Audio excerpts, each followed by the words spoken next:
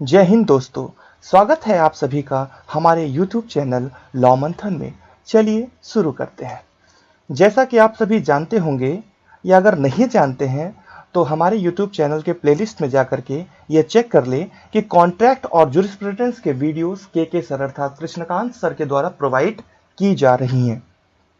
इसी क्रम में मैं नीरज कुमार द्विवेदी अंतर्राष्ट्रीय विधि अर्थात इंटरनेशनल लॉ से संबंधित एक कंप्लीट कोर्स आप लोगों को प्रोवाइड करने जा रहा हूं। दीज आर द टॉपिक्स जिनको मैं आज इस वीडियो के माध्यम से आप लोगों के सामने पूर्णतया कवर कर दूंगा और मेरा यह यकीन नहीं विश्वास है कि आप सभी इसको इतनी सरल भाषा में आज से पहले कभी भी नहीं पढ़े और सुने होंगे।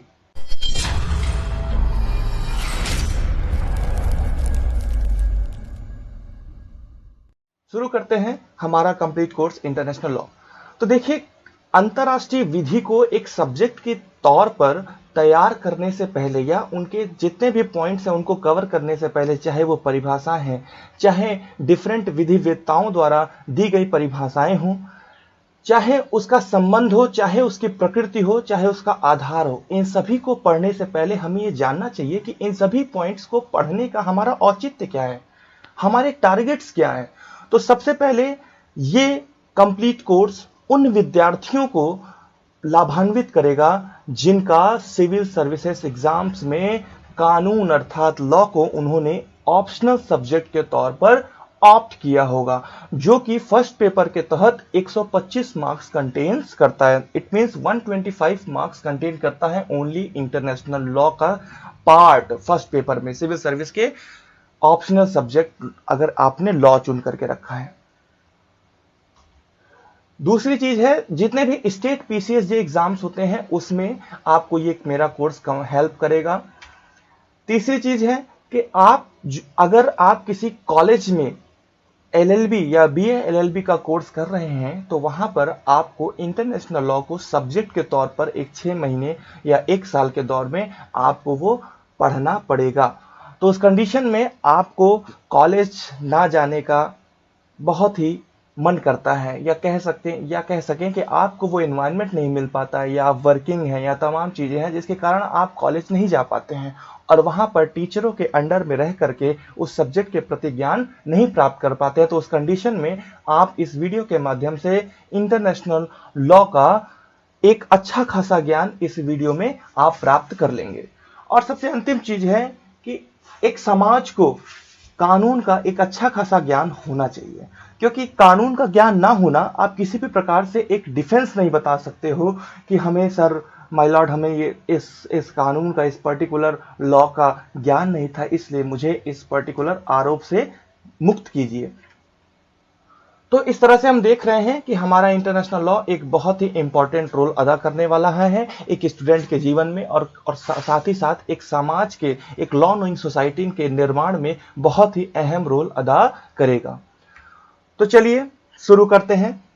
तो किसी भी सब्जेक्ट को पढ़ने से पहले हमें उस सब्जेक्ट से रिलेटेड आने वाले प्रश्नों को देखना बहुत ही इंपॉर्टेंट इसलिए हो जाता है क्योंकि प्रश्न ही हमें बताते हैं कि हमें पढ़ना किस दिशा में है, हमें पढ़ना कैसे है और किन किन चीजों को ध्यान में रखते हुए आगे बढ़ना है। तो चलिए, जब हम लोग यूपीएससी के सिविल सर्विस के ऑप्शनल लॉ के पेपर को देखते हैं तो हमें प्रश्न का एनालिसिस करने पर कुछ इस प्रकार के डेटा फाउंड होते हैं। वो डेटा कैसे हैं? पहला, conceptual static part, it means कि डायरेक्ट टाइप के क्वेश्चंस पूछे जाते हैं। तो मैं आपको उन क्वेश्चंस को एक बार दिखा देता हूं कि वो क्वेश्चन किस प्रकार के हैं। तो आप देखिए, ये प्रश्न है, अंतरराष्ट्रीय संधि की परिभाषा दीजिए और आधुनिक अंतरराष्ट्रीय विधि में संधियों के बढ़ते हुए महत्व की व्याख्या कीजिए। क्या बहुपक्षीय संधि का परिसमापन किया जा सकता है? यदि हां तो किन आधारों पर? व्याख्या कीजिए। इंग्लिश में, defines international treaty and explain the growing importance of treaties in modern international law. Can a multilateral treaty be terminated? If so, on what grounds? Explain. तो ये इस प्रश्न को आप लोग देख रहे होंगे, इसमें डायरेक्ट टाइप का क्वेश्चन है, मींस आपको डिफाइन करना है द टर्म इंटरनेशनल ट्रीटी, उसके साथ ही साथ आपको एक्सप्लेन करना है क्या क्या महत्व है अंतरराष्ट्रीय आधुनिक अंतरराष्ट्रीय विधि में संधियों का। इसके साथ ही साथ आपको यह भी बताना है कि क्या किसी बहुपक्षीय संधि का परिसमापन, इट मींस उसका टर्मिनेशन किया जा सकता है, और अगर किया जा सकता है तो वो कौन कौन से बेस होते हैं, कौन कौन से ग्राउंड होते हैं, ये सभी आपको ये जो प्रश्न है वो टोटल स्टैटिक टाइप का क्वेश्चन है। इसमें किसी प्रकार की फिलॉसफी नहीं है, इसमें किसी भी प्रकार का इंटरनेशनल ऑर्गेनाइजेशन के टाइप के क्वेश्चंस नहीं है। फिर हम लोग वापस अपनी स्लाइड पर लौटते हैं और यहां देखते हैं पहला टाइप। इस तरह के प्रश्न पेपर में लगभग 30% कंटेन करते हैं। दूसरा टाइप आता है इंटरनेशनल ऑर्गेनाइजेशन बेस्ड। तो इस पर आधारित जो इंटरनेशनल ऑर्गेनाइजेशन चाहे यूएन हो, इस पर आधारित जितने भी क्वेश्चन होते हैं वो अबाउट 20 to 30% ये भी प्रश्न होते हैं। तो इस टाइप के भी आप प्रश्न देख सकते हैं। लिखा हुआ है कि सामान्यतः यह विचार व्यक्त किया जाता है कि 20वीं शताब्दी में संयुक्त राष्ट्र ने शांति एवं सुरक्षा बनाए रखने के लिए जो कुछ किया, इट मींस यहां पर आपका यूएन है। 21वीं शताब्दी में आर्थिक और व्यापार संबंधों के लिए विश्व व्यापार संगठन, इट मींस ये भी एक प्रकार का इंटरनेशनल ऑर्गेनाइजेशन है, WTO, वही भूमिका निभाने जा रहा है।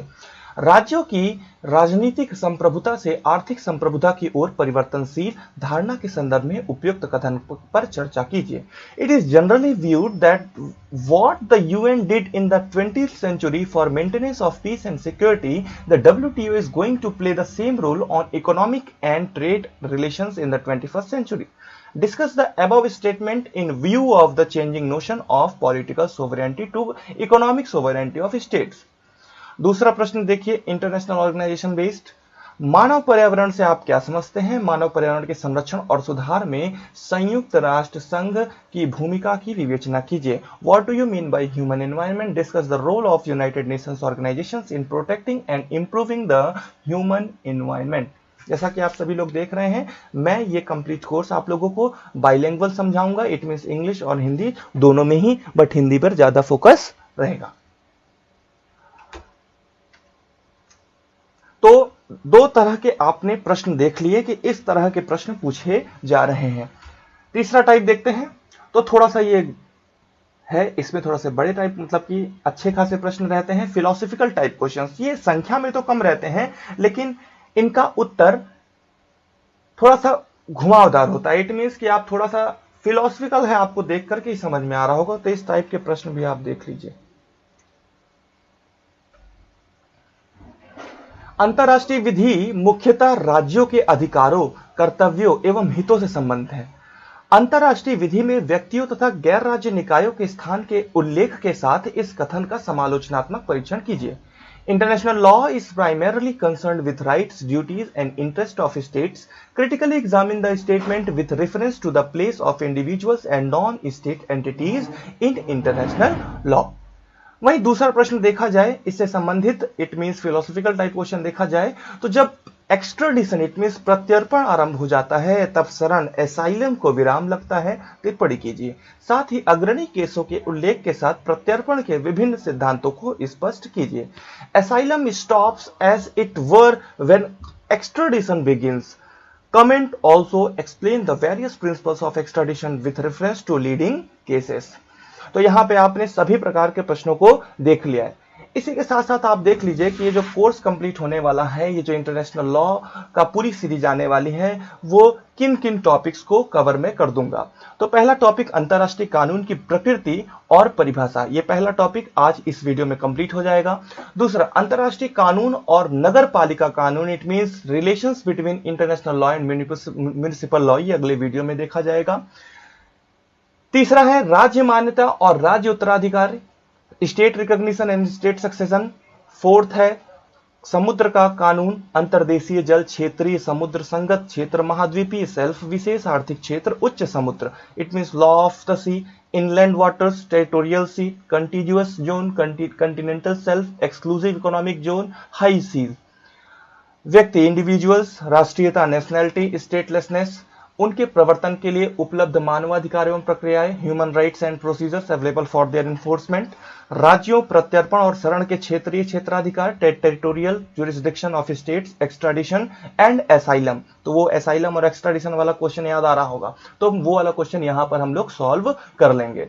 नेक्स्ट, संधि, गठन, आवेदन, समाप्ति और आरक्षण, treaties, formation, application, termination and reservation. यहां पे आप संधि के बारे में टोटल जानकारी प्राप्त करेंगे। देन संयुक्त राष्ट्र, आपको बताया था मैंने, इंटरनेशनल ऑर्गेनाइजेशन बेस्ड क्वेश्चन, तो आपको United Nations, its principle, organs, powers, functions and reforms. विवादों का शांतिपूर्ण निपटान, याद करिए विवाद वाला, international dispute question, peaceful settlement of disputes, different modes, मजबूर करने के लिए वैध सहारा, आक्रामकता, आत्मरक्षा और हस्तक्षेप, lawful recourse to force, aggression, self defence and intervention. अंतरराष्ट्रीय मानवीय कानून के अंतरराष्ट्रीय सिद्धांत, अंतरराष्ट्रीय सम्मेलन और समकालीन विकास, fundamental principles of international humanitarian law, international conventions and contemporary developments, परमाणु हथियारों के उपयोग की वैधता, परमाणु परीक्षणों पर प्रतिबंध, परमाणु गैर अप्रसार संधि CTBT, legality of the use of nuclear weapons, ban on testing of nuclear weapons, nuclear non proliferation treaty CTBT, अंतरराष्ट्रीय आतंकवाद, राज्य प्रायोजित आतंकवाद, अपहरण, अंतरराष्ट्रीय आपराधिक अदालत, international terrorism, state sponsored terrorism, hijacking, international criminal code, नया अंतरराष्ट्रीय आर्थिक आदेश और मौद्रिक कानून, WTO, TRIPS, GATT, GATT, IMF, WB means world bank, new international economic orders and monetary laws, मानव पर्यावरण के संरक्षण और सुधार, अंतरराष्ट्रीय प्रयास, protection and improvement of the human environment, international effort. तो आप सभी ने देखा, ये सभी टॉपिक्स थे जिसको हम इस पूरी सीरीज में कवर करेंगे। तो आइए हम लोग अपनी स्लाइड पर आगे बढ़ते हैं। यदि हम लोग अब हम लोग ओवरऑल समझ लिए हैं कि हमको पढ़ना क्या क्या है। जब हम लोगों को ये क्लियर हो गया कि हम लोगों को पढ़ना क्या क्या है, तो सबसे पहले तो हमको ये जानना चाहिए, ये जानने की बहुत आवश्यकता है कि यदि हम लोग एक बहुत ही सरल लैंग्वेज में, बहुत ही सरल आसान भाषा में एक उदाहरण के साथ समझना चाहें कि अंतरराष्ट्रीय विधि है क्या, तो उसको हम कुछ इस प्रकार समझ सकते हैं। देखिए यहां पर आपको स्क्रीन पे दो व्यक्ति दिख रहे होंगे, दो व्यक्ति आपस में एक दूसरे से हाथ मिला रहे हैं और आपको यह पता होना चाहिए कि मानव एक सामाजिक प्राणी होता है। It means man is a social animal. और जो व्यक्ति और व्यक्ति के बीच में रिलेशन होता है वो या तो कॉन्फ्लिक्ट कर भी सकता है या कॉन्फ्लिक्ट नहीं कर सकता। इट मींस कि इनके जो भी आपस के थॉट्स हैं, मान लीजिए मैं आपसे मिलता हूं और कहता हूं कि भाई साहब ये बताइए कि हम लोगों को कहीं घूमने चलना है। अब मेरे मन में है कि मैं एक भक्ति स्थल पे जाऊं और आपके मन में नहीं, हम एक नए एनवायरमेंटल प्लेस पर जाएं। तो दोनों के थॉट में अलग अलग विचार पनप रहे हैं। हम यहां पर भक्ति वाले स्थान पर जाने की बात कर रहे हैं, वहीं आप किसी पर्यावरणीय स्थान पर जाने की बात कर रहे हैं। तो हो सकता है कि हम दोनों आपस में कॉम्प्रोमाइज कर लें। इट मींस कि हो सकता है कि हम लोगों के बीच में किसी भी प्रकार का द्वंद्व या किसी भी प्रकार का कॉन्फ्लिक्ट, वैचारिक मतभेद ना उत्पन्न हो। और यह भी पूरी संभावना है कि हम लोगों के बीच में वैचारिक मतभेद उत्पन्न हो जाए। तो इस कंडीशन में हम लोग आपस में बात करने लगेंगे। बात क्या करने लगेंगे? कॉन्फ्लिक्ट करने लगेंगे। कहने लगेंगे नहीं भाई चलना है तो बस वहीं चलना है बाबा जी के धाम पर, और तुम कहोगे नहीं भाई चलना है तो बस वहीं चलना है नदी के किनारे। तो बस दोनों की अपनी अपनी वैचारिक मतभेदता सामने आ गई। अब होगा क्या? अब जब नहीं मानेंगे तो हम भी अपने आप को तुरम खान समझ रहे हैं, आप तो हैं ही। तो उस कंडीशन में हम लोग हाथापाई पे उतारू हो जाएंगे और रिजल्ट इसका क्या होगा? मारपीट होगी, वर्ल्ड वॉर 3 देखने को मिलेगा। हम आपको एक्शन करेंगे, आप हमको उसका रिएक्शन देंगे। लेकिन क्या यहां पर किसी भी प्रकार का हम लोगों के बीच में जो वैचारिक मतभेद हो रहा था, क्या उसका किसी भी प्रकार का सॉल्यूशन हम लोग को मिला? The answer is no. हम लोगों को किसी भी प्रकार का सॉल्यूशन नहीं मिला कि हम लोग आखिरकार जाएंगे कहां। तो ये तो निश्चित हो गया कि हम लोग दोनों ही जाने वाले हैं हॉस्पिटल, लेकिन ये नहीं निश्चित हुआ कि हम लोग जाएंगे धाम में कि हम लोग जाएंगे नदी किनारे। तो इस कंडीशन में, इस सिचुएशन में होगा क्या? इस सिचुएशन में दो तरीका, या तो दोनों लोग जाएंगे भाई साहब हॉस्पिटल में ट्रीटमेंट करवाएंगे, नहीं तो एक तीसरा दोस्त आएगा, एक तीसरा व्यक्ति आएगा। वो क्या करेगा? कहेगा भाई दोनों रुको भाई, क्या तुम लोग कर रहे हो यार, घूमने ही तो चलना है। वो एक दोनों का सॉल्यूशन प्रोवाइड करे। कहे एक धाम है जिसके बगल में नदी का किनारा है, तो वो दोनों का सबमर्ज करके एक आपको एक नया ऑप्शन दिया। इट मींस वो आप लोगों के बीच का विनियमन कर रहा है, संबंधों को विनियमित कर रहा है। तो इस कंडीशन में जो ह्यूमंस होते हैं, जो पीपल्स होते हैं, तो ऐसे कानून, इट मींस यहां पे आपको दिख रहा होगा थर्ड पार्टी की जरूरत होती है। तो स्टेट के केस में ये म्युनिसिपल लॉज होता है। जैसे कि यदि एक स्टेट है, एक राज्य है, और राज्य के बीच में हम दो व्यक्ति आपस में लड़ रहे हैं, तो the laws which are made by the state, the laws which are made by the state to regulate the relations between man and man are known as municipal law. तो जो म्युनिसिपल लॉ है अर्थात देशीय विधि है, वो राज्य द्वारा जो कानून आदमी और आदमी के बीच संबंधों को विनियमित करने के लिए बनाए जाते हैं, उन्हें देशीय विधि के रूप में जाना जाता है। तो आपने ये देशी विधि जानी। यही अगर यहां जो आदमी और आदमी के बीच के संबंधों को विनियमन करना राज्य का काम था, यदि राज्यों के बीच में ही किसी प्रकार का कॉन्फ्लिक्ट हो जाता है, वो कॉन्फ्लिक्ट किस प्रकार का होता है? सैद्धांतिक स्तर पर कॉन्फ्लिक्ट हो सकता है, वैचारिक स्तर पर कॉन्फ्लिक्ट हो सकता है, राजनीतिक स्तर पर कॉन्फ्लिक्ट हो सकता है, और आर्थिक स्तर पर कॉन्फ्लिक्ट हो सकता है। यहां पर थोड़ा सा राजनीतिक हिंदी में गलत लिखा हुआ है, उसको आप लोग समझ ही रहे होंगे, वो आप लोग सही कर लेंगे। बता भी देता हूं, ना पे जो छोटी की मात्रा वो बड़ी की मात्रा हो जाएगा। तो राजनीतिक और आर्थिक मतभेद आपको देखने को मिल रहा है। तो इस कंडीशन में अब दो राज्यों के बीच में कोई तीसरी थर्ड पार्टी आती है और उन दोनों राज्यों के स्टेट्स के कॉन्फ्लिक्ट का निपटारा करती है, तो वो कानून, the rules which deals with disputes between और among states are known as international law.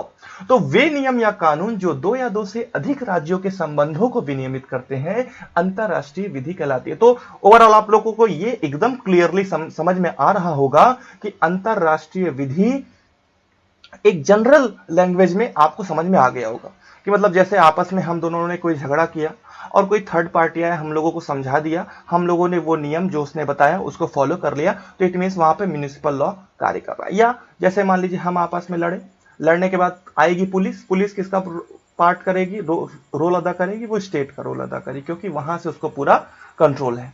वैसे ही इंटरनेशनल लॉ के केस में कोई दो स्टेट लड़ रहे हैं, उनके बीच में कोई प्रॉब्लम है, तो वहां जो ट्रीटी हुई है उन दोनों स्टेटों के बीच में, वो इंटरनेशनल मतलब संस्थाएं हैं, यूएन हो गया, सिक्योरिटी काउंसिल हो गई, या जनरल असेंबली हो गया, उनमें बताए हुए नियम या कानून उन लोगों को मानने पड़ेंगे, और वो अंतरराष्ट्रीय विधि का एक पूरा कह सकते हैं बेस तैयार करता है। चलिए आगे बढ़ते हैं।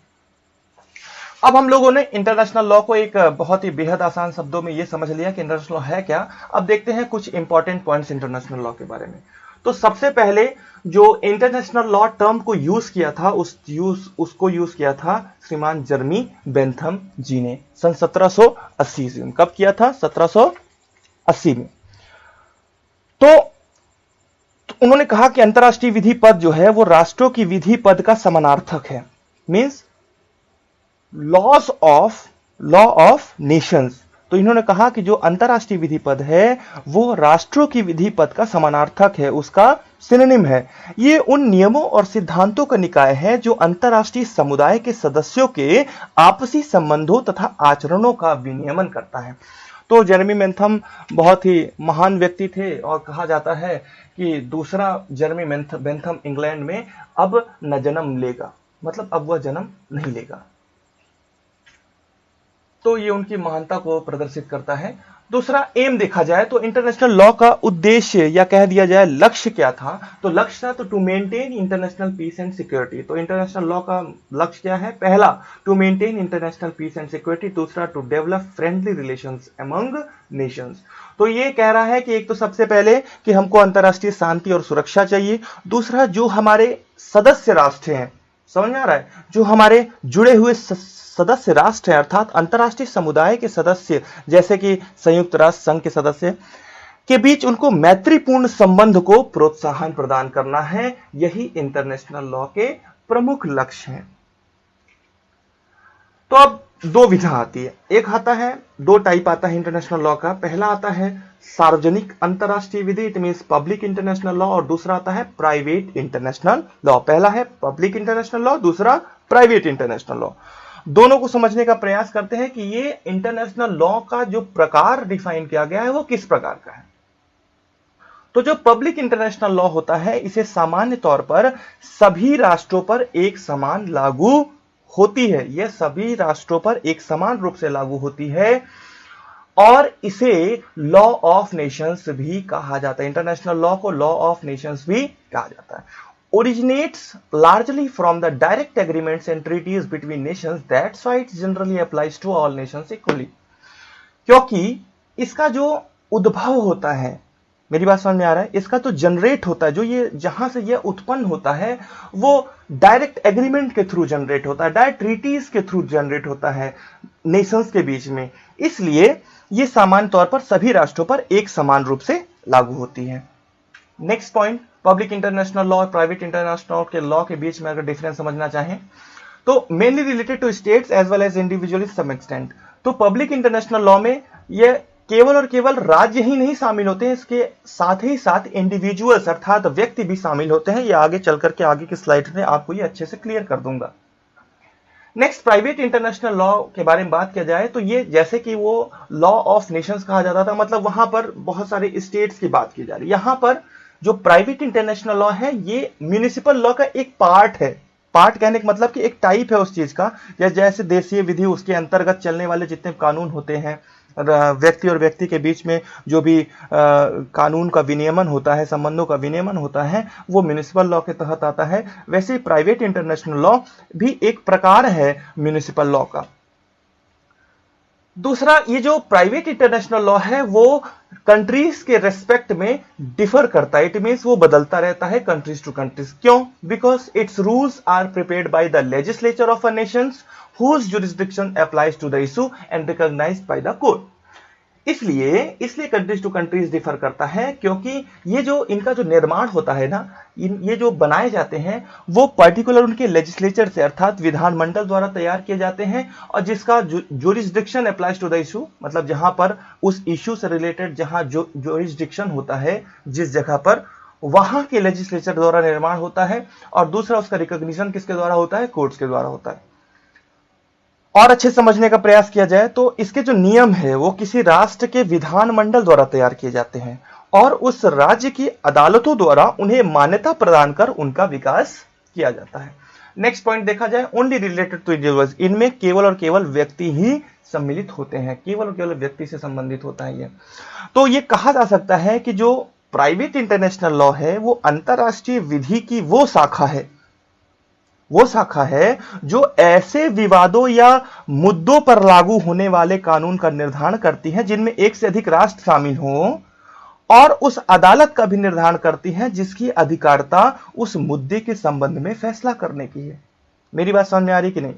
कि मतलब यह भी एक तरह का अंतरराष्ट्रीय विधि की शाखा ही है जिसमें ऐसे विवादों और मुद्दों को शामिल किया जाता है जिसमें एक से अधिक राष्ट्र शामिल हुए। मान लो इंडिया कह रहा है, पाकिस्तान कह रहा है, दो अलग अलग टॉपिक है, विवाद कह रहा है कश्मीर का विवाद है, तो एक विवाद है और दो या दो से अधिक, एक से अधिक राष्ट्र उसमें शामिल हैं, पर लागू होने वाले कानून का निर्धारण फैसला करती है।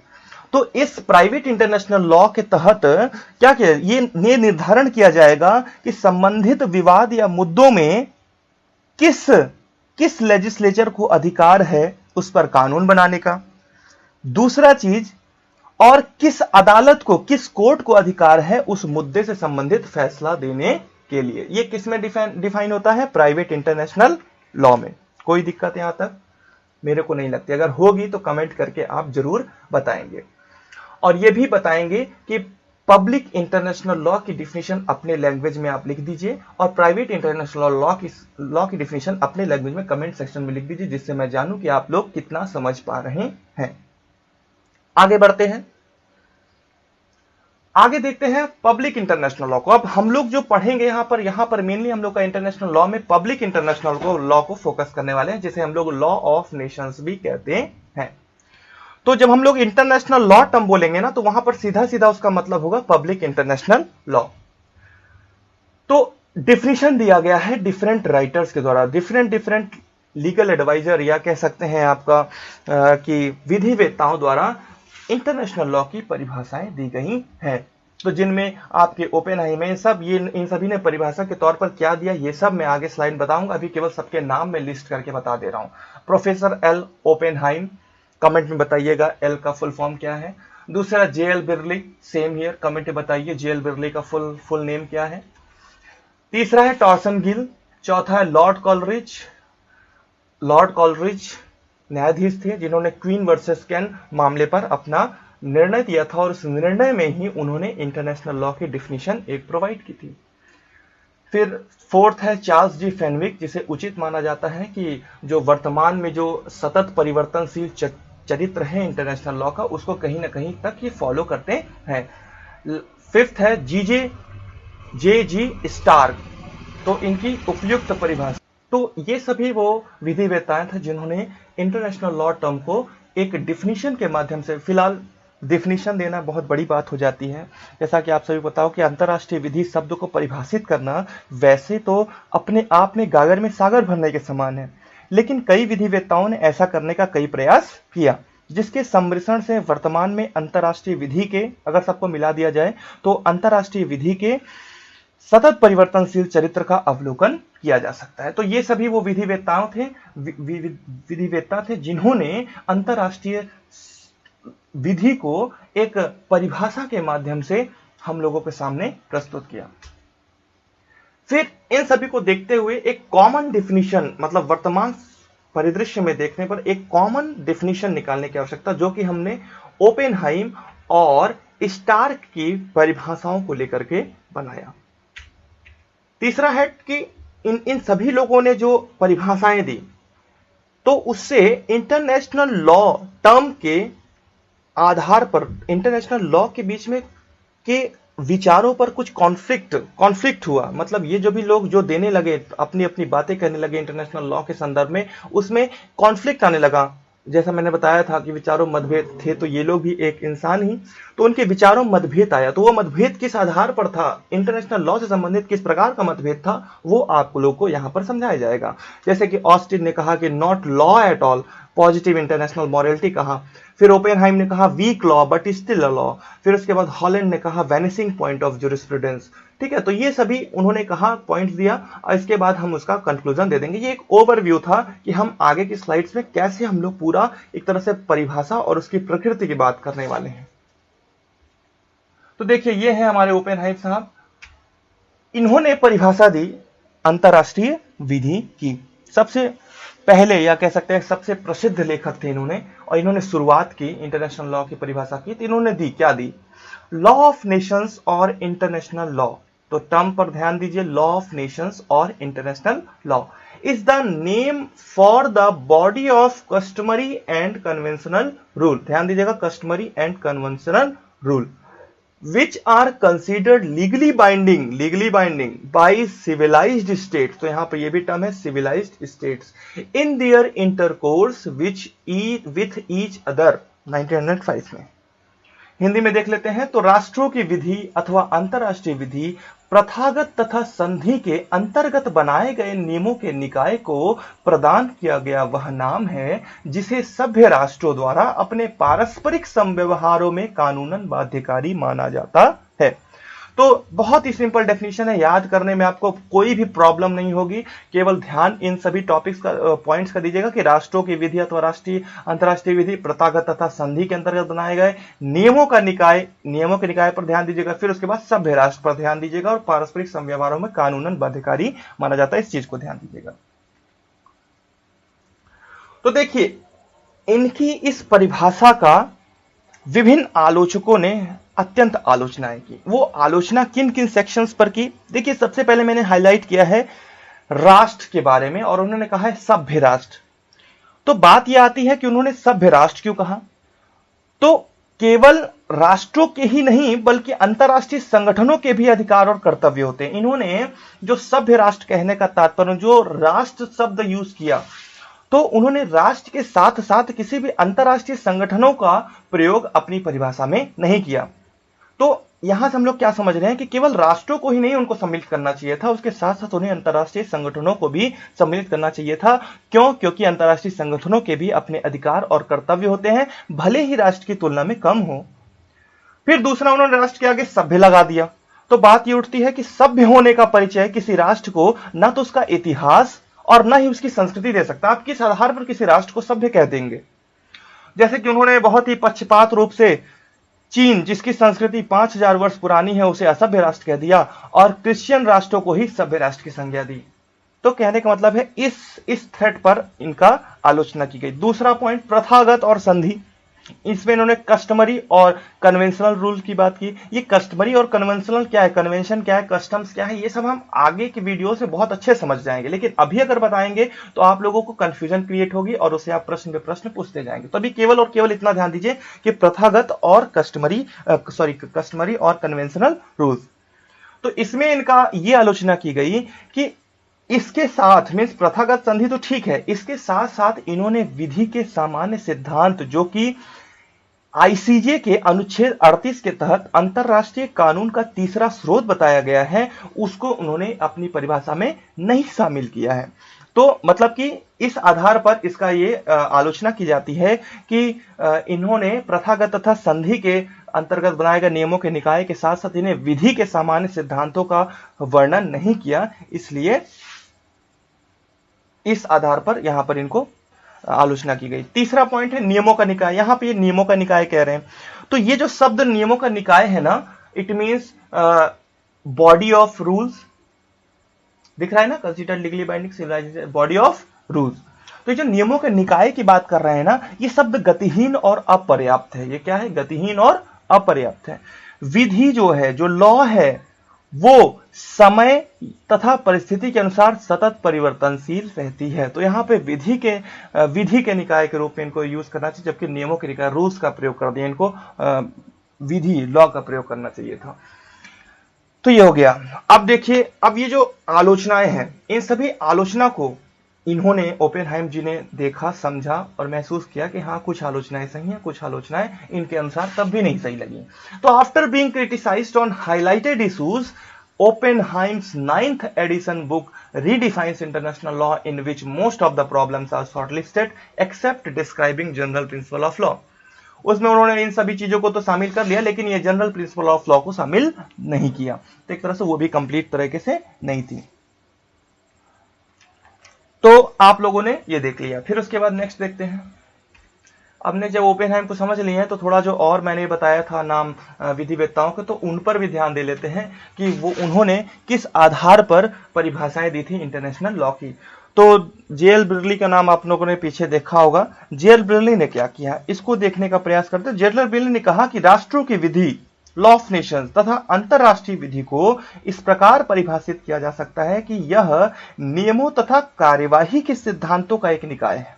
नियमों तथा कार्यवाही के सिद्धांतों का एक निकाय है जो सभ्य राष्ट्रों के पारस्परिक संबंधों पर बंधनकारी होती है। तो जेएल मिल ने कहा, as the body of rules and principles of action binding upon civilized states. तो ये भी आप बता सकते हैं कि इसमें क्या प्रॉब्लम थी, इसमें कहां से आपका प्रेजेंट सिनेरियो नहीं दिख रहा है, या आप कमेंट सेक्शन में बताएंगे हमें। दूसरा है टॉर्सन गिल। टॉर्सन गिल साहब ने अंतरराष्ट्रीय विधि को कैसे समझाया। उन्होंने कहा कि अंतरराष्ट्रीय विधि पद का अर्थ है विधि के नियमों का निकाय। अब इन्होंने देखो, विधि के नियमों का निकाय यूज कर लिया।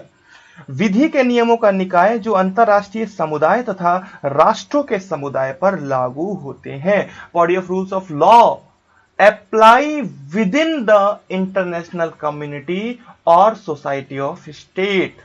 तो अंतरराष्ट्रीय समुदाय और राष्ट्रों के समुदाय पर लागू होने वाले विधि के नियमों के निकाय को अंतरराष्ट्रीय विधि इन्होंने कहा। फिर इसके बाद लॉर्ड कॉलरिज थे। जैसा कि मैंने बताया था, क्वीन वर्सेस कैन मामला था। वो मामला क्या था, दैट्स नॉट सो इंपॉर्टेंट। तो इस मामले में इन्होंने अंतरराष्ट्रीय विधि की परिभाषा दी, जिसमें उन्होंने कहा कि राष्ट्रों का कानून प्रथाओं का वह संग्रह है, कलेक्शन ऑफ यूसेज। प्रथाओं का वह संग्रह है, कलेक्शन ऑफ यूसेज, जिसका पालन अपने पारस्परिक व्यवहार में करने के संबंध में सभ्य राष्ट्र सहमत हुए हैं। तो यहां पर आप सभी लोगों को दिख रहा है कि यहां पर भी टर्म यूज किया है क्या, सभ्य राष्ट्र। क्या शब्द यूज किया गया है, सभ्य। तो सभ्य राष्ट्र जैसे उनका आलोचना पीछे की गई थी, वैसे ही इसी आधार पर इनकी पे आलोचना की जा सकती है। कोई समस्या नहीं होनी चाहिए। तो इन्होंने कहा, फिर आगे हम लोग समझने से पहले इस चीज को देख लें, ये जो टर्म यूसेज है, ये टर्म यूसेज का क्या तात्पर्य है, ये टर्म जो यूसेज यहां पर प्रयोग हो रहा है, इस टर्म को समझने की क्या आवश्यकता पड़ती है। तो देखिए यूसेज का जो मैंने हिंदी प्रथा लिख दिया है ना, ये बहुत सी किताबों में अलग अलग होता है। तो यूसेज को समझने से पहले एक क्रम समझते हैं। तो सबसे पहले जो आता है वो आती है हैबिट। क्या आती है? हैबिट। हैबिट की हिंदी कह सकते हैं आदत या व्यवहार कह सकते हैं। तो हैबिट तो आप लोग समझ ही रहे हैं, किसी भी चीज की आपको हैबिट है। यदि वो हैबिट को आप लगातार पालन करना शुरू कर देते हैं, लगातार उसका पालन होता है, तो वो यूसेज बन जाता है। क्या बन जाता है? यूसेज। वो यूज टू हो जाता है, वो यूसेज हो जाता है। तो यूसेज की हिंदी बहुत सी किताबों में चलन भी कहा जाता है। ठीक है, चलन। अब ये जो यूसेज है, मतलब जिसका हम लगातार पालन कर रहे, अपनी आदत का लगातार पालन कर रहे थे, तो वो क्या बन गया? चलन बन गया। इट मींस वो यूसेज बन गया। और यही यूसेज, अब आदत तो बहुत सी हो सकती है, हम गेम खेल रहे हैं, लगातार गेम खेल रहे हैं, हमारी यूसेज हो गई। ठीक है, हमारा चलन हो गया, ऐसी चाल चलन है हमारी कि हम गेम ही खेल रहे हैं। ठीक है, पढ़ाई कुछ कर नहीं रहे हैं, आज नहीं पढ़े, कल नहीं पढ़े, डेली नहीं पढ़ रहे हैं, तो इट मींस ये हमारा यूसेज हो गया। लेकिन जब उस यूसेज को राज्य की सामान्य स्वीकृति प्राप्त हो जाती है, इट मींस वो लीगल स्ट्रक्चर जब प्राप्त कर लेता है, तो वो अर्थात वो बोनाफाइड प्रैक्टिस बन जाता है। बोनाफाइड प्रैक्टिस मतलब क्या? कि वो यूसेज को आपकी पर्टिकुलरली लीगल पावर मिल गई है। इट मींस उसको राज्य की सामान्य स्वीकृति मिल गई है, उसके अपने अधिकार और उत्तरदायित्व तो बन गया है राज्यों का। ठीक है, तो इस कंडीशन में आपका वो यूसेज प्रथा का रूप ले लेता है। वो यूसेज किसका रूप लेता है? प्रथा का रूप लेता है। यहां मैंने प्रथा का यूज किया है, आप यहां पर यूसेज का चलन यूज कर सकते हैं। तो मैं यूसेज को चलन कहूंगा, यहां मैंने प्रथा टाइप कर दिया गलती से। प्रथा को मैं क्या कहूंगा? प्रथा को मैं कस्टम कहूंगा। ठीक है, तो प्रथा जो हिंदी शब्द है वो कस्टम के लिए यूज करूंगा, यहां यूसेज के लिए चलन। तो आप लोग को यूसेज समझ में आ रहा है? सिंपल। हैबिट आपका रेगुलर बेसिस पर हुआ या आपने उसका लगातार फॉलो किया, पालन किया, तो उस कंडीशन में वो आपकी हैबिट क्या बन जाती है? वो आपकी हैबिट बन जाती है यूसेज। यूसेज को जब लीगल पावर मिली, राज्य की सामान्य स्वीकृति मिली, तो वो बोनाफाइड प्रैक्टिस का रूप लेकर के प्रथा का रूप ले लेती है, अर्थात वो कस्टम बन जाती है। तो आप लोगों को मैंने एक छोटा सा ओवरव्यू समझा दिया कि कस्टम्स क्या है। नेक्स्ट देखते हैं। अब ये सभी परिभाषाओं को देखने के बाद आपके दिमाग में क्वेश्चन मार्क आ रहा है कि यहां जो हम आगे आने वाली स्लाइड में प्रेजेंट सिनेरियो में जो सतत परिवर्तनशील चरित्र को देखना चाह रहे थे, जो परिवर्तन आता हुआ देखना चाह रहे थे, वो तो कहीं इस परिभाषाओं में दिख नहीं रहा है। ठीक है, तो enable to represent current form and constantly changing character of international law. तो हम लोग यहां पर अपने आप को पा रहे हैं कि हम लोग सतत परिवर्तनशील नहीं देख पा रहे हैं। सतत परिवर्तनशील चरित्र जो है इंटरनेशनल लॉ का, वो इन परिभाषाओं के माध्यम से हम उसे नहीं देख सकते हैं। तो वाइडली एक्सेप्टेड डेफिनेशंस जो है वो चार्ल्स जी फेनविक की है और जे स्टार्क में ऑफ जनरली जे बोल देता हूं, जो कि गलत है, जे स्टार्क है। तो वाइडली एक्सेप्टेड डेफिनेशंस चार्ल्स जी फेनविक की है और जे स्टार्क की है। तो चार्ल्स जी फेनविक क्या कहते हैं कि general principles of law and special rules that bind mutual relations of members of the international community, that binds mutual relations of members of the international community. ये क्या कह रहे हैं? ये कहना क्या चाह रहे हैं? देखो, तो चार्ल्स जी फेनविक कह रहे हैं, इनकी एक पुस्तक थी इंटरनेशनल लॉ, उसमें उन्होंने ये परिभाषा दी थी। कहे थे कि अंतरराष्ट्रीय विधि सामान्य सिद्धांतों तथा विशिष्ट नियमों का एक निकाय है, जनरल प्रिंसिपल और स्पेशल रूल्स। तो सामान्य सिद्धांतों और विशिष्ट नियमों का एक निकाय है जो अंतरराष्ट्रीय समुदाय के सदस्यों के पारस्परिक संबंधों के लिए बाध्यकारी होते हैं। जो अंतरराष्ट्रीय समुदाय के सदस्यों के पारस्परिक संबंधों के लिए बाध्यकारी होते हैं। आप लोग को जैसे कि नीचे टेक्स्ट दिख रहा होगा कि पेन और पेपर लेकर के बैठना है, तो इस कंडीशन में आप लोग को दिख रहा होगा कि मैं बहुत सी चीजें बता रहा हूं जो डायरेक्ट आपको नोट्स के रूप में आप बना सकते हैं। तो आप इन सभी डेफिनेशंस को नोट डाउन करके आप एक अपनी नोट्स तैयार कर सकते हैं, जो कि आपकी बहुत ही हेल्पफुल रहेगी आपके एग्जाम्स में क्विक रिवीजन करने के लिए। तो चार्ल्स जी फेनविक की आपको दिख ही रही होगी यहां पे इन्होंने जनरल प्रिंसिपल्स की भी बात कर दी ऑफ लॉ की, और दूसरा स्पेशल रूल्स की बात करें तो स्पेशल रूल्स में पिछला वाला जितने भी तो सब आ गया। तो यहां पर आपको दिख रहा होगा कि बहुत सी जो प्रॉब्लम्स ओपेनहाइम की जो आलोचना कर रहे थे वहां पर इन सब का एक सॉल्यूशन दिख रहा है। प्लस यहां इंटरनेशनल कम्युनिटी की बात भी कर दिया, ठीक है, members, relation of members of the international community. Next J G. Starke साहब की देखते हैं, तो इनकी परिभाषा सर्वोत्तम है, मतलब कि सबसे अच्छी इन्हीं की परिभाषा मानी जाती है। तो इसको थोड़ा सा हम लोग ध्यान से देखेंगे। तो ये सबसे ज्यादा प्रेफरेबल है, मोस्ट प्रेफरेबल। तो इसको देखते हैं, पढ़ते हैं क्या है इसकी परिभाषा। तो इसकी परिभाषा, जिसे एक उपयुक्त परिभाषा माना जा सकता है, ये जो परिभाषा है जे.जी. स्टार्क की, ये इसकी सबसे उपयुक्त परिभाषा माना, क्योंकि ये अंतरराष्ट्रीय विधि की वर्तमान स्थिति का सही स्वरूप और सतत परिवर्तनशील चरित्र प्रस्तुत करता है। तो देखें क्या प्रस्तुत करता है। तो ये कहते हैं कि अंतरराष्ट्रीय कानून या विधि विधियों का वह निकाय है। क्या कह दिया? विधियों का वह निकाय है, मींस बॉडी ऑफ लॉ। समझ में आ रहा है? वहां पर क्या था? बॉडी ऑफ रूल्स, यहां क्या है? Body of law. ठीक है, तो एक प्रॉब्लम यहां सॉर्ट आउट हो गई। अब ये जो बॉडी ऑफ लॉ है, जो निकाय है, इसका जो एक बड़ा पार्ट है, जो ग्रेटर पार्ट है, of the principle and rules of conduct, इसका जो एक बड़ा हिस्सा है वो पारस्परिक व्यवहार के उन सिद्धांतों तथा नियमों से बना है जिनका पालन करना राष्ट्र अपना कर्तव्य समझते हैं।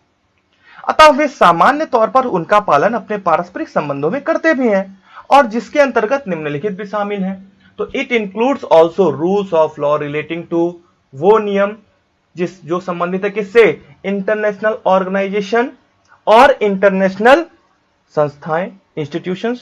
तो वह विधि के नियम जो अंतरराष्ट्रीय संस्थाओं और अंतरराष्ट्रीय संगठनों की कार्य पद्धति एवं उनकी किसके बीच? राष्ट्र और इंडिविजुअल्स, उनकी राष्ट्रों तथा व्यक्तियों के आपसी संबंधों से संबंधित है।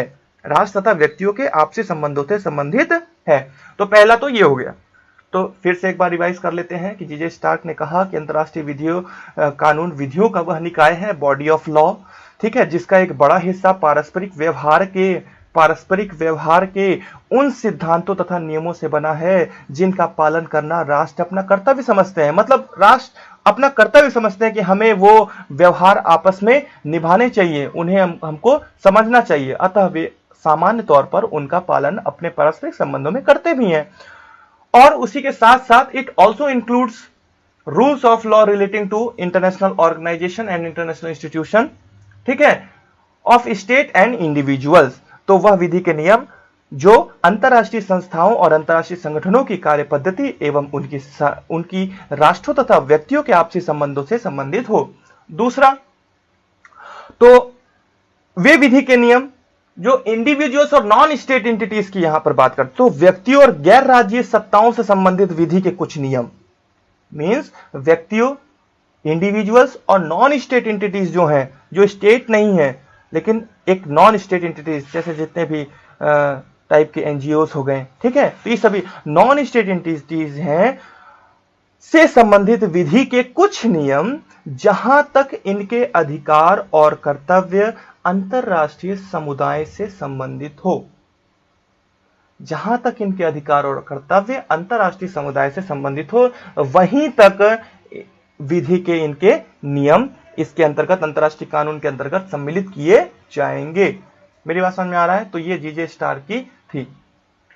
तो अब ये सब इतनी सारी डेफिनेशंस देखने के बाद, पढ़ने के बाद, समझने के बाद हमारे दिमाग में कुछ उलझन सी हो रही है। उलझन इस प्रकार की कि पढ़ें क्या, हर जगह कुछ पर्टिकुलर टॉपिक्स रिपीट करते जा रहे हैं, general principles of law, special rules, मेरी बात समझ आ रहा है, body of rules, body of law, ठीक, कस्टमरी कन्वेंशनल रूल्स, ये सभी चीजें हमारा मतलब मिक्सचअप हो चुकी है, खिचड़ी एक तरह से पक गई है। तो अब हमें एक क्या लेना पड़ेगा? हमें एक कॉमन डिफिनेशंस लेकर के चलना पड़ेगा, हमें कॉमन डिफिनेशंस देखना पड़ेगा, जिसे हम लोग पढ़ करके, समझ करके एक ओवरऑल व्यू अपना क्रिएट कर सके। तो हिंदी में देखते हैं, अंतरराष्ट्रीय विधि निरंतर विकसित होने वाले नियमों एवं सामान्य सिद्धांतों का वह निकाय है जो अंतरराष्ट्रीय समुदाय के सदस्यों, कौन कौन?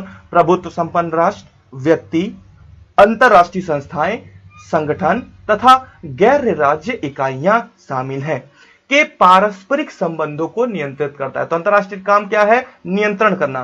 किसका नियंत्रण करना? पहले तो नियम की बात कर ले तो किसका, कौन सा निकाय? निरंतर विकसित होने वाले नियमों एवं सामान्य सिद्धांतों का वह निकाय जो किसको नियंत्रित करेगा? अंतरराष्ट्रीय समुदाय। अंतरराष्ट्रीय समुदाय के पारस्परिक संबंधों को नियंत्रित करेगा। वो अंतरराष्ट्रीय समुदाय के अंतर्गत आने वाले सदस्य कौन कौन से हैं? प्रभुत्व संपन्न राज्य, व्यक्ति, अंतरराष्ट्रीय संस्थाएं, संगठन तथा गैर राज्य इकाइयां। इंग्लिश में इसी डिफिनेशन को देखते हैं तो international law is the body of rules and general principles that evolve continuously, जो कि निरंतर विकसित हो रहा है। Governing the mutual relations of, governing मतलब नियंत्रित कर रहा है, द म्यूचुअल आपसी रिलेशंस को of members of the international community. International community अंतरराष्ट्रीय समुदाय के सदस्यों के पारस्परिक संबंधों को नियंत्रित कर रहा है। कौन कौन से? Including sovereign states, individuals, international institutions और organisations and non state entity. समझ में आ गया? डिफिनेशन में कोई प्रॉब्लम नहीं। यदि डिफिनेशन में प्रॉब्लम नहीं है तो हमें विधि की प्रकृति मींस इस अंतरराष्ट्रीय विधि की नेचर ऑफ इंटरनेशनल लॉ और कॉन्फ्लिक्ट ऑफ व्यूज, वो जो मैंने बताया था कि इनके व्यूज में कॉन्फ्लिक्ट है, तो वो अंतरराष्ट्रीय विधि की प्रकृति को समझने के लिए तथा इसके विधि होने के प्रश्न चिन्ह पर हम लोग अब बात करने जा रहे हैं।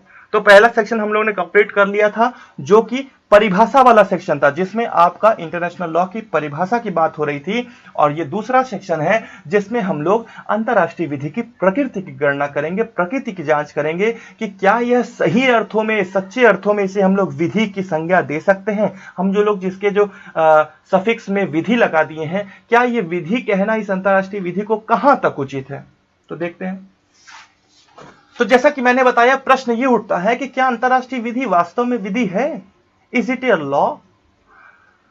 तो जब ऐसा प्रश्न उठता है तो इसका उत्तर जहां तक देखने को मिलता है, जब हम आगे की स्लाइड में आपको समझाएंगे, तो उसका उत्तर कुछ इस हिसाब से रहेगा कि अंतरराष्ट्रीय विधि वास्तव में विधि है या नहीं है, वो इस बात पर डिपेंड करेगा कि आपने उस अंतरराष्ट्रीय विधि को विधि कहने के लिए या ना कहने के लिए विधि की परिभाषा क्या मान करके चली है। मेरी बात समझ में आ रहा है? जैसा आपने एज्यूम करके रखा होगा लॉ की डिफिनीशन को, उसी के हिसाब से आप अंतरराष्ट्रीय विधि के विधि होने या ना होने की बात करेंगे। इट मींस कि यह प्रश्न का उत्तर डायरेक्टिव प्रोपोर्शनल है एज्यूम्ड डेफिनेशन ऑफ लॉ के। बात समझ में आ रही है? एकदम मैथमेटिकल लैंग्वेज में और एकदम सरल आसान सी लैंग्वेज में, कोई दिक्कत नहीं। यहां पर ये आप डायरेक्ट अपने आंसर कॉपी में लिख सकते हैं और बहुत ही अच्छे मार्क्स आप लेकर के आएंगे। तो आप लोगों को समझ में आ रहा है, आपका जो उत्तर होगा वो केवल और केवल दो ही हो सकता है, बीच का नहीं माना जाएगा। देखिए भाई, दो उत्तर होगा, या तो यस बोलेंगे या तो नो बोलेंगे, या तो यस बोलेंगे या तो नो बोलेंगे। तो अब यस और नो बोलने के लिए आपके पास हाथ में दो तराजू होंगे और आपके हाथ के तराजू में जिस तरफ का पलड़ा भारी होगा वो क्या होगा? नीचे हो जाएगा, और जो हल्का होगा ऊपर आ जाएगा। जो ऊपर आ जाएगा वो आपका क्या होगा? वही आपका राइट डिसीजन होगा। और वो किस चीज पर डिपेंड करेगा कि किसका पलड़ा भारी होगा, किसका पलड़ा ऊपर जाएगा? वो इस बात पर डिपेंड करेगा कि आपने लॉ की डिफिनीशन क्या लेकर के चली है। ठीक है? तो जो लोग इसका नकारात्मक उत्तर दे रहे हैं, जो लोग इस प्रश्न का क्या अंतरराष्ट्रीय विधि वास्तव में विधि है, इज इट अ लॉ, इस प्रश्न का नकारात्मक उत्तर दे रहे हैं, उनमें है ऑस्टिन साहब, जेरेमी बेंथम साहब, पुफेनपॉफ साहब, हॉलैंड साहब, हॉब्स साहब, जेथरो ब्राउन। ठीक है? ये वो लोग हैं जो कि इस चीज का विरोध कर रहे हैं, कह रहे हैं नहीं भाई, इंटरनेशनल लॉ विधि नहीं है। दूसरा जो यस बोल रहे हैं, हाँ है भाई, वो है ओपेनहाइम साहब, दूसरे हैं हॉल, तीसरे हैं लॉर्ड्स, फिर पिट कॉबेट, पॉलक और स्टार। मेरी बात समझ में आ रहा है? ये लोग हैं जो यस बोल रहे हैं और जो ऊपर वाले हैं वो नो बोल रहे हैं। तो इन दोनों के आंसर को, इन दोनों के आर्ग्यूमेंट को देखते हुए हम लोग अपना एक ओन व्यू डेवलप करेंगे, जो कि एक तरह का कंक्लूजन भी होगा। ठीक है? तो उस ओन व्यू कंक्लूजन के लिए थोड़ा सा वेट करिए। पहले हम लोग समझते हैं कि ऑस्टिन ने क्यों कहा कि ये नहीं है, हॉलैंड ने क्यों कहा कि ये नहीं है। उसी प्रकार ये समझेंगे कि ओपेनहाइम ने क्यों कहा कि ये है, पिट कॉबेट ने क्यों कहा कि ये है, पलक और स्टार्क ने क्यों कहा कि ये है। स्टार्क ने क्यों कहा था आपने देख ही लिया पीछे। चलिए, तो नेगेटिव आंसर्स को हम लोग पहले वरीयता दे देते हैं। क्यों? क्योंकि नकारात्मकता किसी भी चीज में देखी जाती है कि विरले ही पहले ही आ जाती है। तो हम भी यहां पर नकारात्मकता को पहले ही ले लेते हैं, उसके बाद नकारात्मकता का सॉल्यूशन देते देते हम लोग पॉजिटिविटी की ओर बढ़ेंगे, अर्थात हम लोग सकारात्मकता की ओर बढ़ेंगे। तो चलो नकारात्मक उत्तर के बारे में बात करते हैं, ठीक है।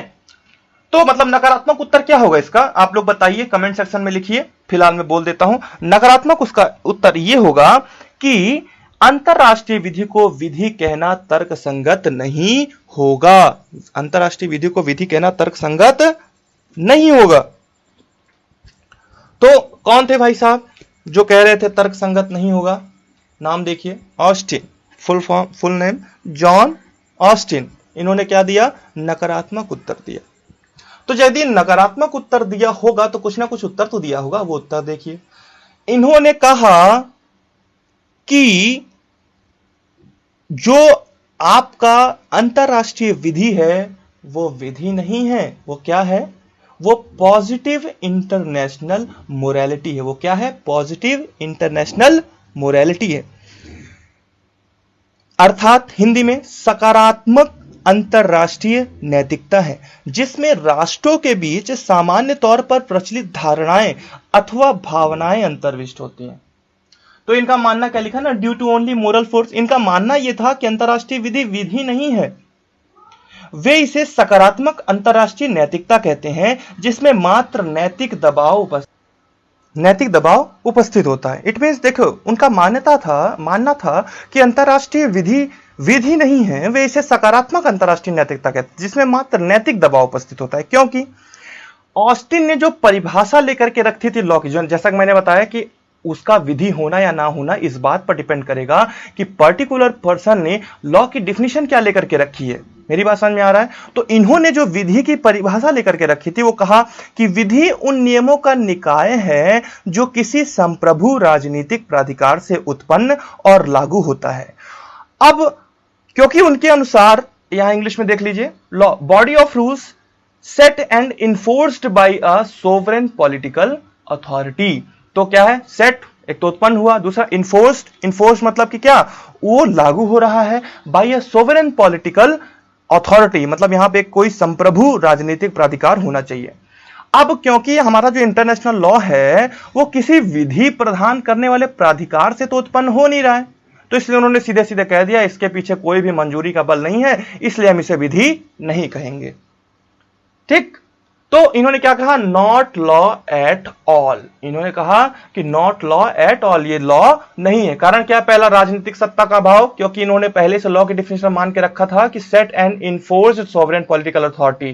तो राजनीतिक सत्ता ही नहीं है तो सेट कैसे होगा? ठीक है, मीन सोवरेन पॉलिटिकल अथॉरिटी नहीं है।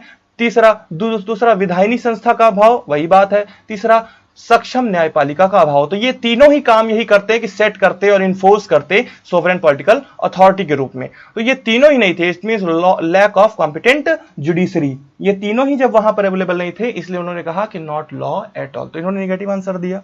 अब ये निगेटिव आंसर दिया, ये इस बात पर डिपेंड करेगा कि इसका पॉजिटिव आंसर क्या है।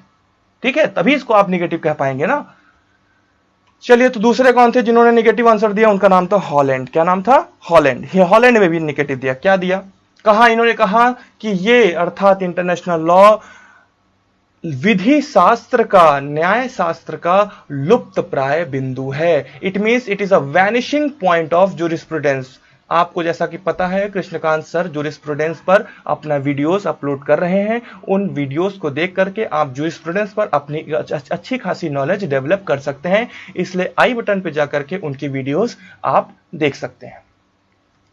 तो हॉलैंड का क्या मानना था? हॉलैंड का मानना था कि अंतरराष्ट्रीय कानून न्याय शास्त्र का लोप बिंदु है, क्योंकि इनके नियमों का पालन किसके आधार पर हो रहा है? शिष्टाचार के आधार पर। आर्ग्यूमेंट क्या दिया इन्होंने कि नियमों का राज्यों द्वारा पालन शिष्टता व कोर्टेसी द्वारा पालन किया जाना, और इसलिए उन्हें विधि की श्रेणी में नहीं रखा जाना चाहिए। साथ ही साथ यह किसी संप्रभु राजा अर्थात सोवरेन किंग द्वारा अधिनियमित नहीं किया जाता है, और न ही इनके प्रवर्तन के लिए भी कोई प्रतिबंध है, जो कि म्युनिसिपल लॉ का अनिवार्य तत्व है। तो इन्होंने दूसरा पॉइंट दिया कि प्रवर्तन हेतु अनुशासकीय और प्रतिबंधों, सैंक्शंस का अभाव। ठीक है, क्यों? क्योंकि उन्होंने कहा कि प्रतिबंध जोखिम म्युनिसिपल लॉ का एक अनिवार्य तत्व है। तो इन्होंने कहीं ना कहीं इनके तर्कों को देख करके, आर्ग्यूमेंट्स को देख करके लग रहा है कि कहीं ना कहीं इनका जो कंपैरिजन इंटरनेशनल लॉ का हो रहा है वो म्युनिसिपल लॉ से हो रहा है, जबकि ये दोनों ही एक अलग अलग, मतलब पेड़ ही एक अलग अलग है। एक कार्य करता है डिसेंट्रलाइज्ड स्टेट्स पर और एक काम करता है सेंट्रलाइज्ड स्टेट्स पर। मतलब एक विकेंद्रीकृत प्रणाली या विकेंद्रीकृत सिस्टम पर कार्य करता है, दूसरा केंद्रीकृत सिस्टम पर कार्य करता है। तो दोनों के बीच में कंपैरिजन करना, दोनों के बीच में तुलना करना कहां तक उचित है? तो इसलिए इनका ये नेगेटिव आंसर मैंने कहा, क्योंकि उनके विचार में अंतरराष्ट्रीय विवादों अर्थात डिस्प्यूट्स को तय करने के लिए कोई न्यायाधीश या मध्यस्थ नहीं है। इसलिए इन्होंने इंटरनेशनल, हॉलैंड साहब ने इंटरनेशनल लॉ कह दिया कि यह विधि नहीं।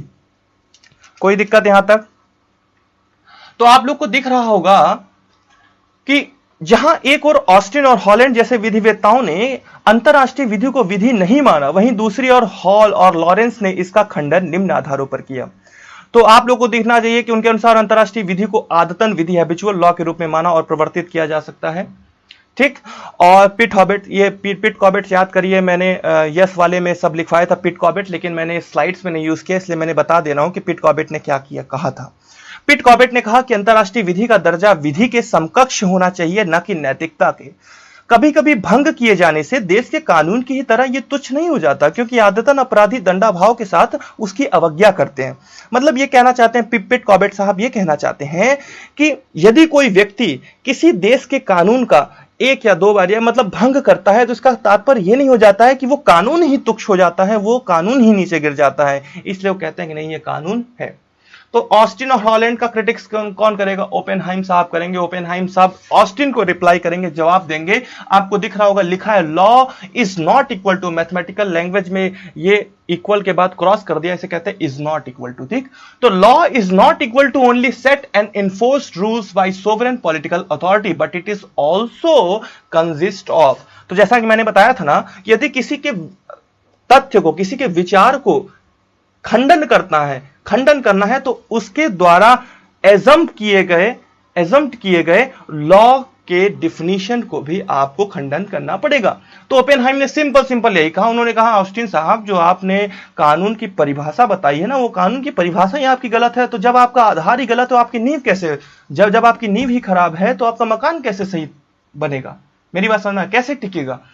तो इस कंडीशन में उन्होंने उसका जवाब दिया। उन्होंने कहा कि law is not equal to only set and enforced rules by sovereign political authority, but it is also consist of. लॉ केवल वही नहीं है जो संप्रभु राजनीतिक प्राधिकार द्वारा बनाया और लागू किया जाता है, बल्कि इसके अंतर्गत वो सभी चीजें शामिल होती हैं, जैसे कि पहला कस्टम्स भी शामिल होता है। मेरी बात समझा रहा है? इसमें कस्टम्स भी शामिल होता है। कस्टम्स मैंने बताया, हल्का सा तुम लोगों को ओवरव्यू बता दिया था कि कस्टम क्या होता है। कस्टम कहां से बनता है? देखिए, हैबिट होती है। हैबिट आपका लगातार आपने यूज करने लगा, यूसेज बन गया, चलन बन गया। चलन का जब बोनाफाइड प्रैक्टिस मिला, इट मींस जब उसको लीगल पावर मिली, तो इस कंडीशन में वो क्या बन गया? कस्टम बन गया। तो इसका कोई रेफरेंस नहीं होता, कस्टम का कोई रेफरेंस नहीं होता। कोर्ट्स इसको समझता है, अंडरस्टैंड करता है और apply them since customary rules और rules of morality based on कंसियंस।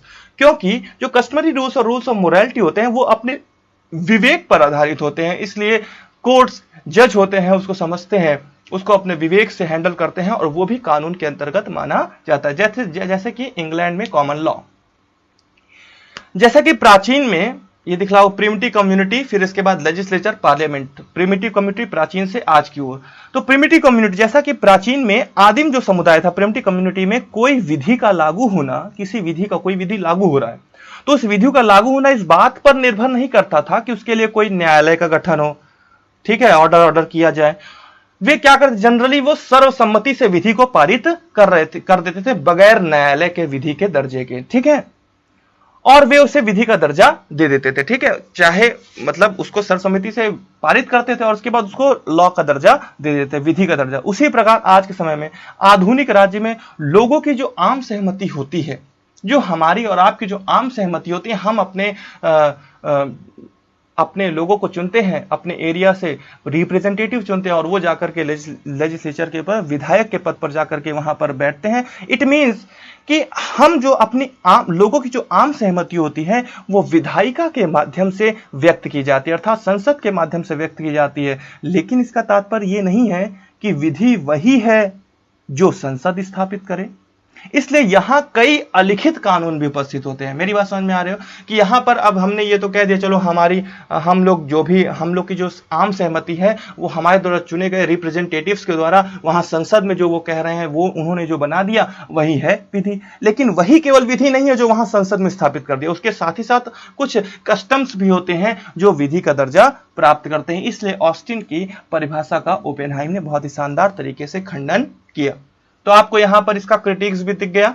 तो नकारात्मक और पॉजिटिविटी दो चीजें आपको देखने को मिल गया, एक नकारात्मक उत्तर दिखा, उसका पॉजिटिव आंसर देखने को मिला। अब यहां पर देखना है कि जब हम लोगों को किसी चीज का नकारात्मक उत्तर भी मिल जाता है और उसी का पॉजिटिव उत्तर भी मिल जाता है तो हम लोगों के लिए यह बहुत ही बड़ा प्रश्न बन जाता है कि इन दोनों में से हम लोग एक बैलेंस अप्रोच लेकर के कैसे चलें। कि मींस जहां पर हम लोग नकारात्मक की बातें भी कर दें थोड़ी सी और थोड़ी सी तुम्हारी पॉजिटिव भी बात कर दें, या नकारात्मक को ना करें पॉजिटिविटी ही करें, लेकिन किस प्रकार से करें, कैसे उस चीज को क्लियर करें। तो चलिए इस चीज को बैलेंस अप्रोच प्रोवाइड करने के लिए हम एक मैथमेटिकल अप्रोच लेकर के चलते हैं। जैसा कि हम लोग बचपन से नहीं कहेंगे, क्लास 10 से क्लास 6 से ही ये समझने लगे थे कि मैथ में बड़े बड़े क्वेश्चन को सॉल्व करने के लिए हम लोग को एज्यूम करना पड़ता था, माना कि वह संख्या x है, और जब मान लिया वह संख्या x है तो जो कंडीशंस दी गई हैं उस कंडीशंस को जनरेट किया कि यदि संख्या x है तो कंडीशंस क्या होंगी। जब हमारी वो कंडीशंस बन गई तो हम लोगों को हर एक कंडीशंस को अब करना पड़ेगा, क्या प्रूव करना पड़ेगा, और जैसे ही उन कंडीशंस को प्रूव कर देंगे हम कहेंगे कि हेंस प्रूव्ड, और वो जो संख्या थी वो ये थी। तो क्या तीन अप्रोच रहेंगे, पहला है एजम्पशन, दूसरा है जनरेटिंग पॉइंट्स टू प्रूव, तीसरा है प्रूविंग 1 by 1। तो एजम्पशन वहां तो माना कि वो संख्या x थे ना, यहां क्या मानेंगे, ये माना यहां लॉ की डिफिनीशन ये है। यहां पर हम लोग क्या मानेंगे, हम लोग बोलेंगे कि यहां पर कानून की परिभाषा माना ये है, क्या है, किसी समुदाय में आम सहमति से मींस कॉमन कंसेंट से बनाए गए नियमों का वह निकाय जिसका प्रवर्तन किसी बाहरी शक्ति अथवा सत्ता द्वारा किया जा सकता है। तो लॉ की परिभाषा क्या कह रहा है कि कानून या विधि किसी समुदाय में आम सहमति से बनाए गए नियमों का वह निकाय है जिसका प्रवर्तन किसी बाहरी शक्ति या सत्ता अर्थात एक्सटर्नल पावर्स द्वारा किया जा सकता है। अब ये जो आपको परिभाषा दिख रही है ये राष्ट्र निर्मित कानून और अलिखित कानून कस्टमरी लॉ दोनों को व्याख्यात करता है। अतः राष्ट्र में संसद जो कि समुदाय का प्रतिनिधित्व करता है विधि निर्माण निकाय अर्थात लॉ मेकिंग बॉडी है, तथा इस विधि का प्रवर्तन समुदाय द्वारा होता है, अर्थात मतलब राष्ट्र, यहां पर समुदाय क्या है, राष्ट्र है। मेरी बात समझ, यहां क्या क्या पॉइंट था, किसी समुदाय में, दूसरी चीज आम सहमति, तीसरी चीज बाहरी शक्ति अथवा सत्ता द्वारा किया जाना चाहिए प्रवर्तन। तो अब देखिए ये परिभाषा अगर राष्ट्र निर्मित कानून के तौर पर देखा जाए तो यहां पर संसद समुदाय है, ठीक है, समुदाय का प्रतिनिधित्व कर रहा है, और संसद जो विधि निर्माण कर रही है, मेरी बात समझ आ रहा है, उस विधि का प्रवर्तन कौन कर रहा है, राष्ट्र ही तो कर रहा है, तो वहां जो समुदाय है वो राष्ट्र ही है। मेरी बात क्लियर है, कोई दिक्कत? तो ये यहां पर राष्ट्र निर्मित कानून को फॉलो कर रहा है। उसी तरीके से अगर अलिखित कानून की बात करें, कस्टमरी लॉ की बात करें, तो उसी तरह एक समुदाय द्वारा निर्मित की गई जो कस्टम्स होती हैं वो उसी के द्वारा प्रवर्तित की जाती है। अतः विधि की यह परिभाषा अधिक विस्तृत रूप में परिलक्षित होती दिखाई पड़ रही है कि नहीं दिखाई पड़ रही है, कि ये राष्ट्र के लिए भी सही है और कस्टमरी रूल्स के लिए भी सही है। जब हम लोगों ने लॉ की एक कॉमन डेफिनेशन बना ली है तो हम लोग अब वो पॉइंट्स को जनरेट करेंगे जिनको हमको प्रूव करना हो। तो यदि ऐसा है तो हमको समुदाय होना चाहिए पहला, तो क्या होना चाहिए, एग्जिस्टेंस। अगर हम लोग इंटरनेशनल लॉ के सापेक्ष में इसी को बात करें, मतलब कि इस विधि की परिभाषा को अंतरराष्ट्रीय विधि के विधि होने की अस्मिता को सिद्ध करने के लिए अपनाने पर हमको ये भी पॉइंट प्रूव करने पड़ेंगे। पहला कि एक इंटरनेशनल, जैसे वहां समुदाय था ना, समुदाय था जो कि वहां पर राष्ट्र का ही काम कर रहा था, ठीक है, तो यहां पर एक समुदाय होना चाहिए, इट मींस यहां पर एक इंटरनेशनल कम्युनिटी का एग्जिस्टेंस होना चाहिए। चलिए इसको प्रूव करेंगे आगे। फिर दूसरा होना चाहिए जो प्रूव कर रहा है हमको कि a body of international rules होने चाहिए। कहा ना, बनाए गए नियमों का वह निकाय, तो यहां पर बॉडी ऑफ इंटरनेशनल रूल्स होना चाहिए। वहां पर नियमों का निकाय था, यहां पर इंटरनेशनल नियमों का निकाय होगा, तो अ बॉडी ऑफ इंटरनेशनल रूल्स होना चाहिए। अभी हम लोग आगे प्रूव करेंगे है कि नहीं है वर्तमान में। तीसरा, सिस्टम ऑफ इंफोर्समेंट या सैंक्शन, या कहा था कि ना कि जिसका प्रवर्तन किसी बाहरी शक्ति अथवा सत्ता द्वारा किया जा सकता है। तो यहां पर हमको ये प्रूव करना पड़ेगा कि हां, इंटरनेशनल लॉ के संदर्भ में एक ऐसी प्रणाली है जो इंफोर्समेंट करती है, क्या करती है, प्रवर्तन करती है और प्रतिबंध लगाती है। तो आइए एक एक करके इन सबको प्रूव करते हैं। पहला, तो जो स्टेट्स है ना, the states together form an international community, world community अपना कॉमन इंटरेस्ट के साथ। देखिए, सदस्य राष्ट्र जो होते हैं वो आपस में मिलकर के एक अंतरराष्ट्रीय इंटरनेशनल कम्युनिटी का निर्माण करते हैं, जिन्हें विश्व समुदाय भी कहते हैं, वर्ल्ड कम्युनिटी भी कहते हैं। ये वर्ल्ड कम्युनिटी किस आधार पर होते हैं? इनके देखिए कॉमन इंटरेस्ट होते हैं। कॉमन इंटरेस्ट जैसे साइंस एंड टेक के क्षेत्र में कॉमन इंटरेस्ट, एजुकेशन के क्षेत्र में, ठीक है, विश्व संचार तंत्र के क्षेत्र में, रेडियो के क्षेत्र, टेलीफोन कनेक्शंस एक्सेट्रा। तो इन सब के क्षेत्र में उनके कॉमन इंटरेस्ट होते हैं, जैसे यूएन जैसे संगठनों की स्थापना। तो ये सब एक तरह से क्या हो गया, स्टेट्स आपस में मिलकर के एक इंटरनेशनल कम्युनिटी का निर्माण करते हैं। नेक्स्ट पॉइंट है as in different treaties and convention. तो दूसरा प्रूफ क्या करना था कि a body of international rules, हम लोगों को ये प्रूफ करना था कि हमारे पास एक अंतरराष्ट्रीय नियमों का निकाय उपलब्ध हो। तो क्यों नहीं है? विभिन्न राष्ट्रों के बीच विभिन्न प्रथागत संधियों में उल्लिखित तमाम नियम कायदे अंतरराष्ट्रीय नियमों के निकाय होने को सिद्ध करता है, जिनमें देखो जैसे कि डिक्लेरेशन ऑफ पेरिस 1856 था, पीस ट्रीटी 1919 था, treaty for renunciation of war 1929 था। डरिए मत, इन सभी को आगे एक्सप्लेन किया जाएगा। तो यूएन चार्टर 1945 था, सी कॉन्फ्रेंस 1958 था, वियना कन्वेंशन।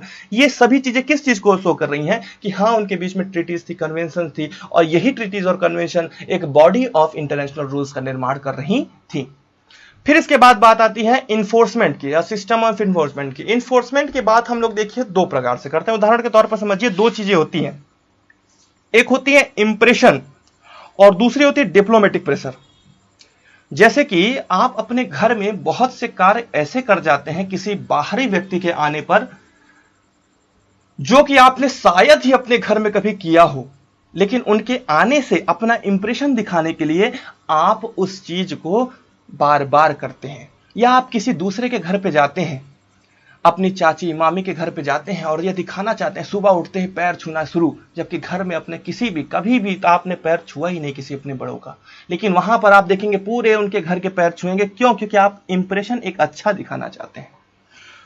तो ये एक इंप्रेशन बेस्ड हो जाता है। तो एक तरह का इन्फोर्समेंट जो होता है, जो एक तरह का प्रवर्तन होता है, वो इंप्रेशन बेस्ड होता है। एक राष्ट्र यह चाहता है कि अदर्स जो दूसरे राष्ट्र हैं उनके ऊपर हमारी छवि एक पॉजिटिव रहे, सही हो, मतलब अच्छी छवि हो। तो उस कंडीशन में वो ऐसे कार्य नहीं करते हैं जो इंटरनेशनल विधि के विपरीत हो या उनका उल्लंघन करें। दूसरी आती है डिप्लोमेटिक प्रेशर। डिप्लोमेटिक प्रेशर मतलब क्या होता है कि देखिए, बहुत बार ये होता है कि आप किसी चीज को नहीं करना चाहते हैं, लेकिन किसी चीज को नहीं करना चाहते हैं लेकिन उसके बावजूद भी उस कार्य को इस आधार पर कर देते हैं क्योंकि आपके सामने कहीं ना कहीं आपको डिप्लोमेटिक प्रेशर दिख रहा होता है। जैसे कि मान लीजिए कि आप रोड पर जा रहे हैं और रेड लाइट दिख रहा है, रेड लाइट जली हुई है और आप वहां पर हल्का सा रुकते हैं और रुकने के बाद अगल बगल देखते हैं। क्या देख रहे होते हैं ये आप सभी को भली प्रकार पता होता है। आप किसी पुलिसमैन या ट्रैफिक मैन को देखने का प्रयास करते हैं, कहीं है तो नहीं। अगर नहीं है तो चुपके से सर्राटेदार निकाल लेंगे, और यदि होगा तो आप, यदि अगर बहुत ही मतलब बेकार आदमी होंगे तब तो निकल लेंगे बिना डर के, और यदि नहीं होंगे, यदि थोड़ा बहुत डर होगा आपके पास, डिप्लोमेटिक प्रेशर होगा, तो वहां आप रुके रहेंगे केवल उस व्यक्ति के प्रेजेंस होने पर।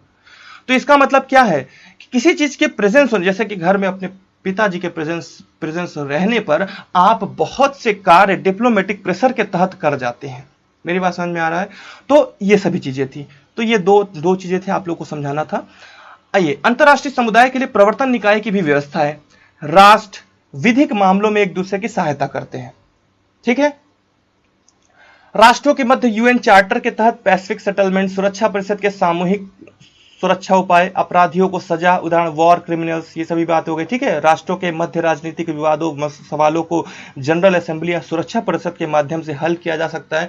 तो ये सभी चीजें हैं जो इन्फोर्समेंट बॉडीज हैं जो प्रवर्तन करती हैं, UN charter, ICJ, general assembly, security council और बहुत से अंतर्राष्ट्रीय न्यायालय का अस्तित्व, ये सभी चीजें। ठीक, कोई दिक्कत नहीं है। अतः प्रवर्तन के लिए अंतर्राष्ट्रीय समुदायों पर पर्याप्त प्रतिबंध है। तो इस तरह से हमारा ये प्रूव हो गया कि हां, अंतर्राष्ट्रीय विधि सच्चे अर्थों में विधि है। तो हम लोग निष्कर्षतः ये कहा जा सकता है कि चूंकि उपयुक्त तीनों तत्व, कौन कौन से तत्व, एक अंतर्राष्ट्रीय समुदाय का अस्तित्व, it means existence of an international community, दूसरा अंतर्राष्ट्रीय नियमों का निकाय, it means a body of international rules, तीसरा प्रवर्तन हेतु निकाय, it means a system of enforcement या सैंक्शन, इन तीनों तत्व अंतर्राष्ट्रीय विधि में मौजूद हैं। अंतर्राष्ट्रीय विधि स्पष्ट रूप से विधि है। साथ ही साथ चूंकि यह सर्वविदित है कि जिस प्रकार से वर्तमान में अंतर्राष्ट्रीय कानूनों का लगातार उल्लंघन होता सुनने में आता है, उससे यह भी स्पष्ट है कि अंतर्राष्ट्रीय कानूनों की प्रवर्तनीयता कमजोर है, उसका जो इन्फोर्समेंट है वो कमजोर है। परंतु इसके बावजूद ऐसा कहना गलत होगा कि यह एक विधि नहीं है, क्योंकि इस संदर्भ में ओपेनहाइम महोदय कहते हैं कि भले ही अंतर्राष्ट्रीय विधि देशीय विधि की तुलना में कमजोर विधि है, परंतु कमजोर विधि भी तो एक विधि ही है ना। अतः अंतर्राष्ट्रीय विधि सही मायनों में विधि है।